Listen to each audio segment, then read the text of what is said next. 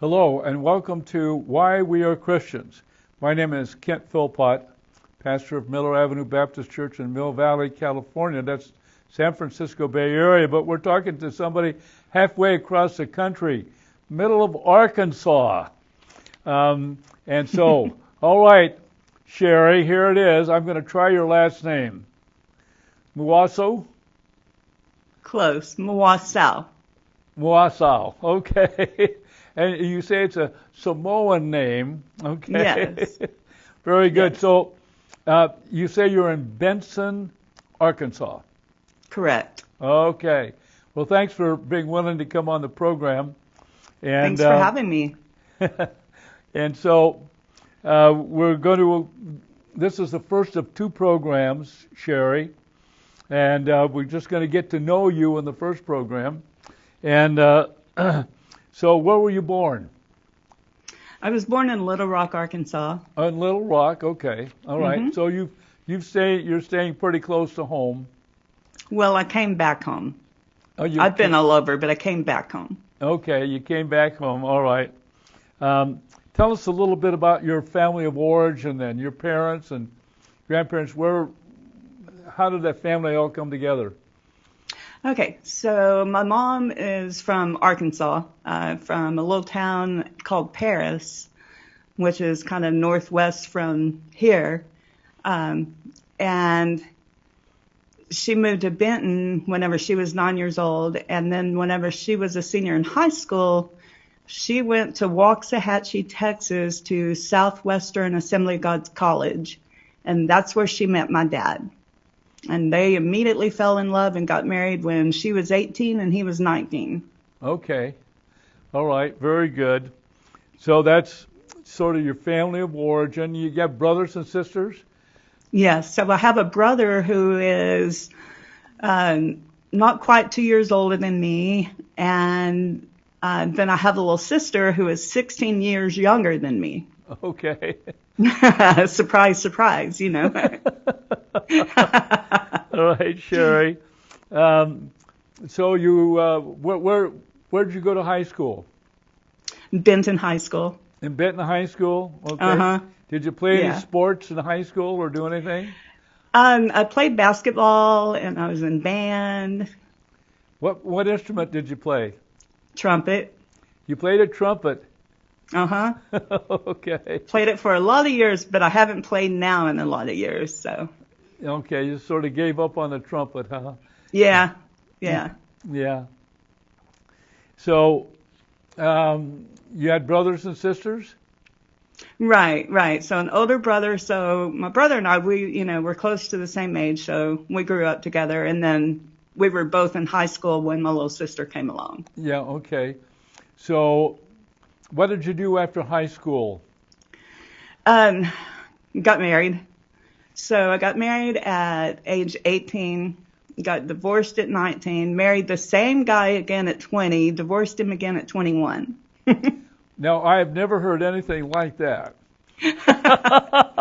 That must have been a tumultuous relationship, Sherrie. It was, and we were partying, we were drinking, we'd work during the week and drink on the weekends, and we were a mess.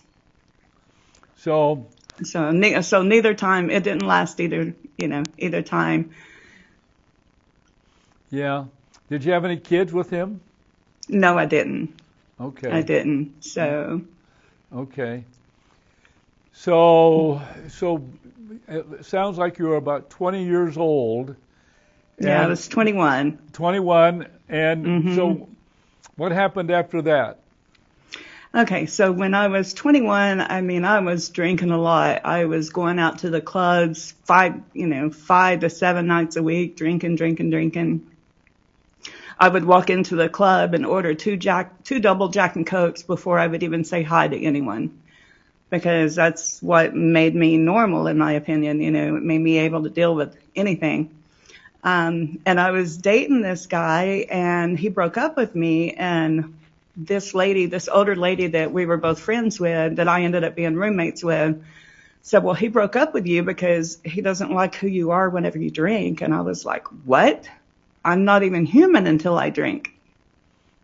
So she bet me $100 that we couldn't go out that night and that I wouldn't drink, that I would still get up and dance and have a good time. So I did. I went out. I wanted that $100. So we went out. I didn't drink. I had a good time. And that night is when alcohol lost its hold on me. Well, then 1 month later, that same lady introduced me to crystal meth. And it was on then. That was the first time I tried it. That was everything I had ever been looking for. That's what made me feel normal. Now, That was you're everything.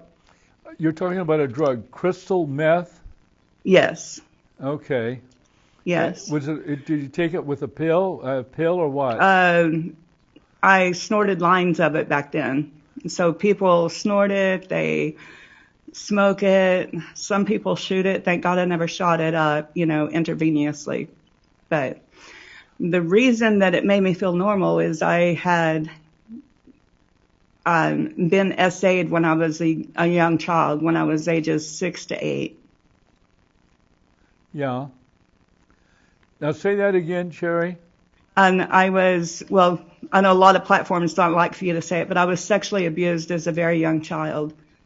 You so said that's why. You were sexually abused as a very young child? Yes. Would you say who? By who? Yeah, so it was a first cousin. It started when I was 6 and it ended when I was 8. And I didn't realize until I was grown that my parents didn't know what had happened. They knew that he had fondled me once and he got caught doing that. But that was after years of abuse. But anyway, so the abuse stopped at that age, at age 8. But I was a mess after that. Even though I was a preacher's kid, I was a mess. Did you say you were a preacher's kid? Yes. Your father was a preacher? Yes. Wow. Yeah. And so you were going probably to church and Sunday school. Oh, every time the doors were open. Yes. Okay. And they didn't. Your parents didn't know anything that was going on with you. Correct. And I never told them. I just assumed that they knew. And so I grew up very damaged, very hurt by, because our whole family was church. Like all of my dad's siblings and then his mother, his grandparents, they were all preachers. So church and family was completely tied together. So I grew up very damaged and very hurt and felt betrayed by the church, by my family. And, we would go to family reunions. My dad would say, give your cousin a hug. Or when I was 11, he let that cousin move in with us for 6 months. So I was just very betrayed and very broken. Wow. That must have been hard. You never told anybody what was happening to you? No. Yeah. Okay. How did you bring that abuse to an end? So this cousin got caught fondling me at a family reunion by one of my mom's friends, and of course he got in trouble for it. He had his hand up my dress, and my parents thought that was the one and only time that anything could ever happen. But of course it wasn't. It had been going on for 2 years at that point. Wow. Yeah. So that heavily emotionally impacted you. Absolutely. Yeah. Absolutely. Yeah. Whatever happened to him? So he went on to abuse many more people. His own brothers, cousins, stepchildren. Yeah. Yeah. What a tragic thing, Sherrie, that you went through. I had no idea. Wow. Yes. And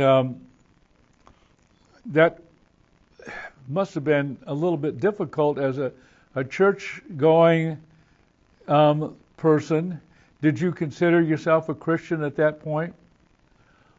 I did. Well, I had gotten saved whenever I was 6 years old. I mean, I was so in love with Jesus. I remember being at the altar and I was running around doing jumping jacks. I was just on fire for Jesus.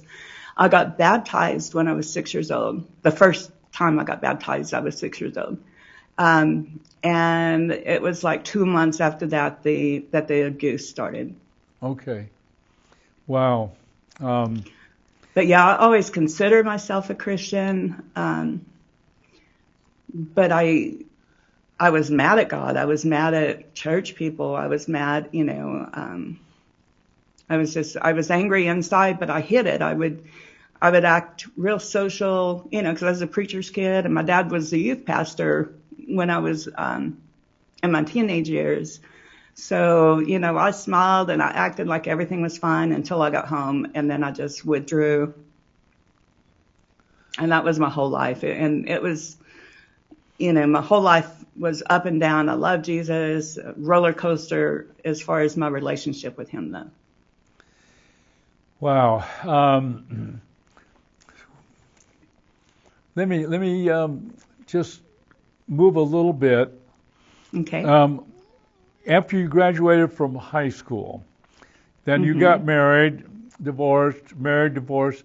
I would imagine the abuse that you experienced from that cousin impacted your marriage quite a bit. Absolutely. Yeah. Yeah. Did you tell either man what had happened to you as a kid? Whenever I moved to Washington and married Matt, who is my kid's dad, I told him. Okay. But as far as my first husband, no, I never told him. My first and second husband, same guy, Okay. Yeah. Yeah, I imagine that impacted you in your sexual identity, I would suppose. Absolutely. Yeah. Yeah, okay. So, did you ever go to college? I did. I went for one semester right after high school. I didn't go again until I was in my 40s. Okay. Yeah. So whenever I finally did, I'm jumping way ahead, but we can go backwards whenever we get to it. Whenever I had gotten off drugs, I went to college. So the way I ended up going back to college was I was cooking. I had gone through rehab, but I was out and I was cooking meth, crystal meth. Had to give my mom an excuse for being late for picking up the kids. And I told her I was at the college looking at classes, that I was thinking about going back to school. Well, she took me to that registrar's office the next day and got me registered for classes. So whenever I started going to college, I would really want to get high, but I couldn't plan a day to come down. I couldn't see a way to make it work with my college schedule. And then I started making good grades. So my good grades started meaning more to me than getting high. So I ended up in the end with 2 master's degrees and 2 bachelor's degrees. What was your major? So my bachelor's was psychology and criminal justice, and then my master's was criminal justice and adult education. Well, it sounds like that what you had been through determined your choice of what you wanted to study. The criminal justice. Yeah, I hadn't thought about that. Of course, by the time I went into those classes, I was a criminal myself. You were a criminal yourself? Yes. Did you ever do time in prison? Yes. Okay, now, Sherrie, I didn't know anything about this. Sorry. No, I'm glad. This is important. I think I had a little bit. I'm not positive, but okay. Now how did you get into the criminal activity? Okay, so like I said, I married and divorced my first husband twice. After that is whenever I got introduced to crystal meth. Well, my life got out of control within a few months, so I moved from Arkansas to Washington State. And I moved with 6 other people, one of them being my boyfriend that was in the Air Force. Well, that's where I met Matt and his sister Melanie. Um, and we got married, and we were using so many drugs.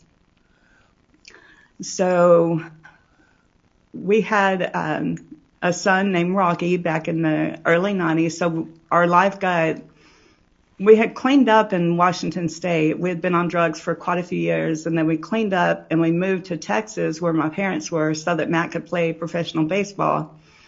And then our lives got out of control, so we moved back to Washington. And so whenever we moved back to Washington, we were off drugs again and had gotten involved in church and had another child, which is Jazz. Oh, Jazz. That's who we came. Yeah. So we came to your church that day. And then we got divorced, and it was after that I got into criminal. So I had stolen some checks, and was writing stolen checks. And then I ended up, confessing to, I had given this guy a ride that had just gotten out of prison that day, and he had a backpack, and that backpack was in my car, and there were over 290 felonies. So I ended up going to prison on 290 felonies, of which I only served 5.5 months. How long were you in prison? 5.5 months. 5.5 months. And where was that? In Arkansas?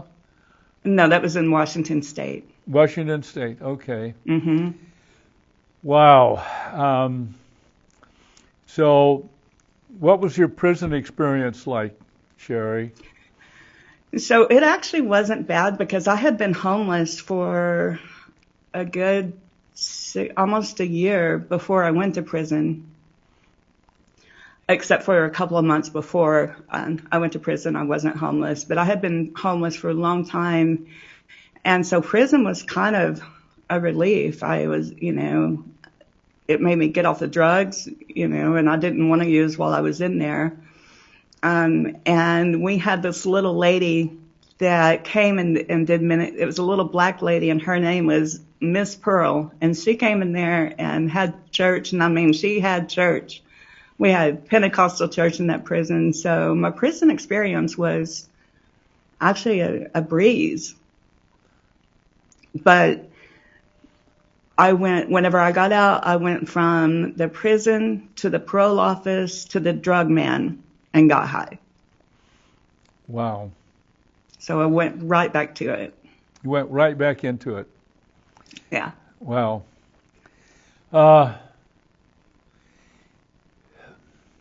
So, did you ever talk to a pastor in any of the churches you went to, or did you just try to keep it secret?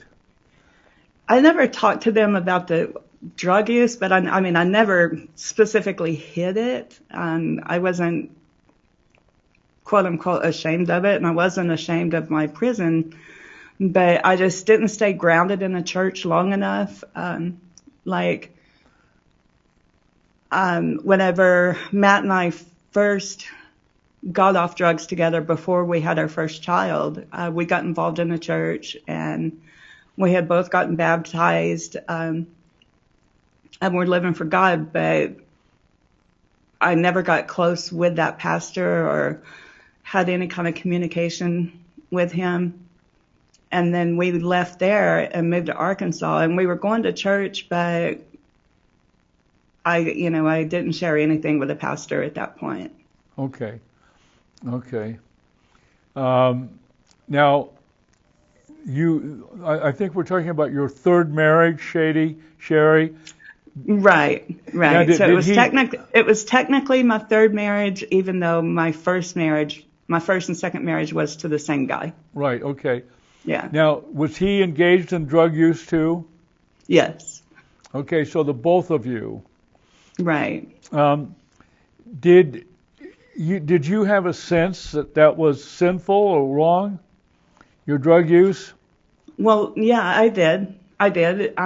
However, I was so broken And I remember, I would, especially whenever I moved back to Arkansas after getting out of prison and going right back, I moved to Arkansas and stayed clean for 3 weeks and went right back into drug use. And I would listen to my gospel music and cry out to God and, God, please deliver me, deliver me, deliver me. And I would just cry out. So yes, I definitely knew it was wrong.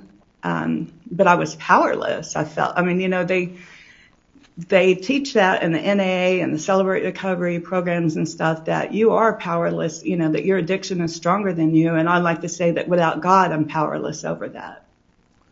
Right. But I was powerless. My addiction was stronger than the love that I had for my kids, which to me, the love that you have for your kids is the most agape type, perfect love that we can have on this earth. And my addiction was stronger than my love for my kids.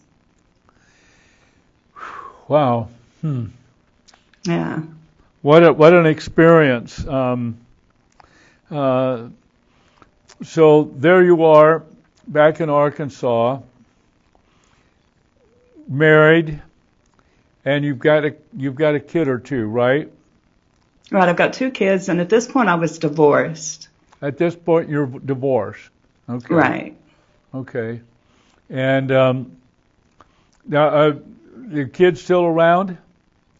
Yes. So Rocky lives in Benton, Arkansas, not very far from me. He's married. And then my youngest one, Jazz, lives in San Francisco.